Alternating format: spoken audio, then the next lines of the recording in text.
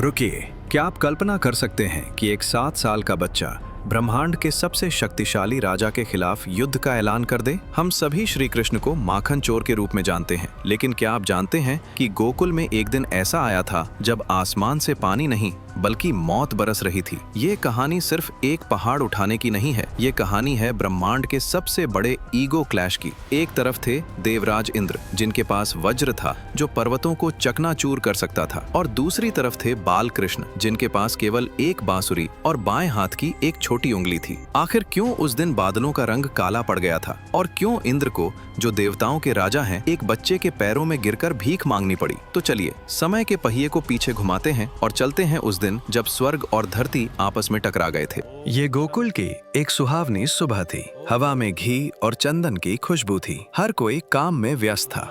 नंद बाबा और गांव के बुजुर्ग एक बड़े यज्ञ की तैयारी कर रहे थे। तभी नन्हे कान्हा अपनी बांसुरी बजाते हुए वहां पहुंचे। उन्होंने बड़ी मासूमियत से पूछा, बाबा, आज पूरा गांव इतना डरा हुआ क्यों है? हम ये दावत किसके लिए बना रहे हैं? नंद बाबा ने माथे से पसीना पोंछते हुए कहा, लाला, ये यज्ञ इंद्रदेव के लिए है। वो बादलों के राजा हैं। अगर हम उन्हें खुश नहीं करेंगे तो वो बारिश नहीं करेंगे। बारिश नहीं होगी तो घास नहीं होगी और हमारी गायें भूखी मर जाएंगी। अब यहाँ ध्यान दीजिएगा, ये भक्ति नहीं थी, ये भय था, और कृष्ण को डर से नफरत थी। कृष्ण ने मुस्कुराते हुए एक ऐसा तर्क दिया जिसने सदियों पुरानी परंपरा को हिला दिया। वे बोले, लेकिन बाबा, जो फल की इच्छा से कर्म करे वो भगवान कैसा? जरा उस गोवर्धन पर्वत को देखिए। वो हमारी गायों को घास देता है, हमें झरने देता है, फल देता है, और बदले में हमसे कुछ नहीं मांगता। क्या हमें उस व्यापारी इंद्र की जगह इस निस्वार्थ दाता गोवर्धन की पूजा नहीं करनी चाहिए? सन्नाटा छा गया। इंद्र की पूजा रोकना, यह तो साक्षात मौत को दावत देना था। लेकिन जब गांव वालों ने गोवर्धन की ओर देखा तो उन्हें कृष्ण की बात में सच्चाई दिखी।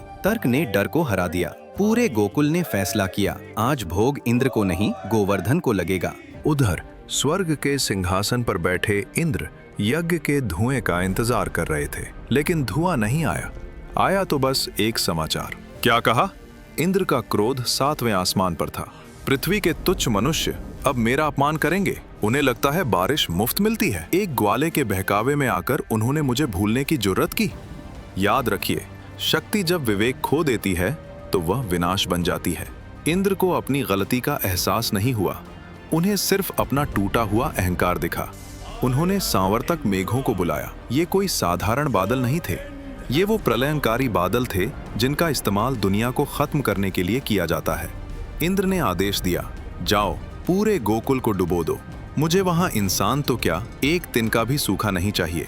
उस बच्चे को पता चलना चाहिए कि भगवान कौन है। देखते ही देखते गोकुल का आसमान काला पड़ गया। वो बारिश नहीं थी, वो इंद्र का कहर था।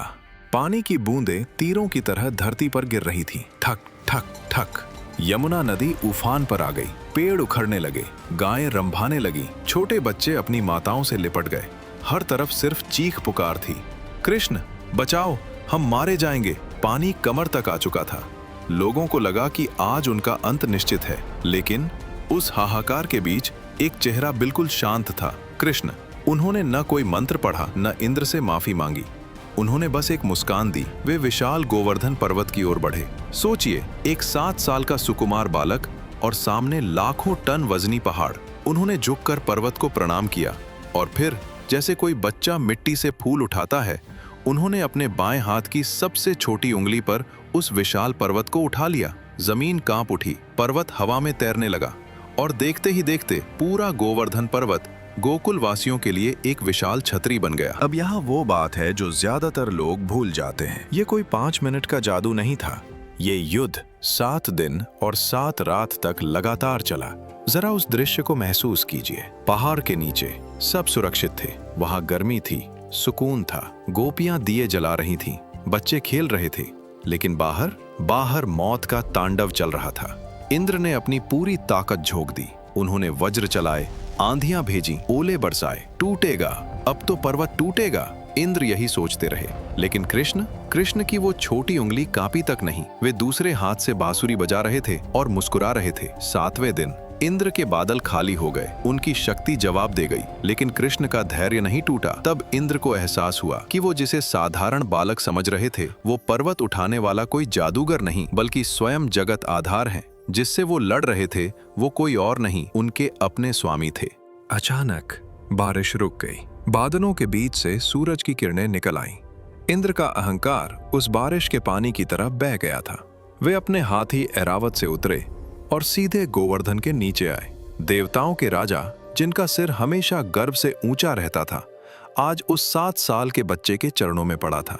इंद्र की आवाज कांप रही थी, प्रभु मुझे क्षमा करें, मेरे सिर पर सत्ता का नशा चढ़ गया था।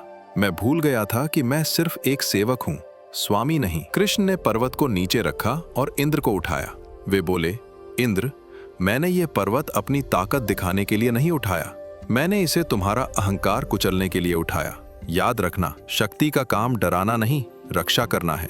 जब तुम खुद को कर्ता समझने लगते हो तभी तुम छोटे हो जाते हो। और उसी दिन से हम दिवाली के अगले दिन गोवर्धन पूजा मनाते हैं। हम उस अहंकारी आसमान की नहीं, उस धरती की पूजा करते हैं जो हमें पालती है। हम अन्नकूट बनाते हैं उस पहाड़ के सम्मान में जिसने एक उंगली पर टिक कर लाखों जान बचाई थी। ये कहानी हमें आज भी सिखाती है कि चाहे आप कितने भी शक्तिशाली क्यों न हो जाएं, अगर आपके पास विनम्रता नहीं है तो आप उस इंद्र की तरह हार जाएंगे। और अगर आपके पास धर्म है तो एक छोटी उंगली भी पहाड़ उठा सकती है। लेकिन दोस्तों, कृष्ण के जीवन में एक और मणि थी जिसके कारण उन पर चोरी का कलंक लगा था। वो मणि आज भी शापित मानी जाती है। क्या आप स्यमंतक मणि की वह रहस्यमयी कहानी जानना चाहते हैं जिसने द्वारका को हिला दिया था? तो अभी चैनल को सब्सक्राइब करें और कमेंट में लिखें जय श्री कृष्ण अगर आप मानते हैं कि विश्वास पहाड़ हिला सकता है। मिलते हैं अगले वीडियो में एक और सच के साथ।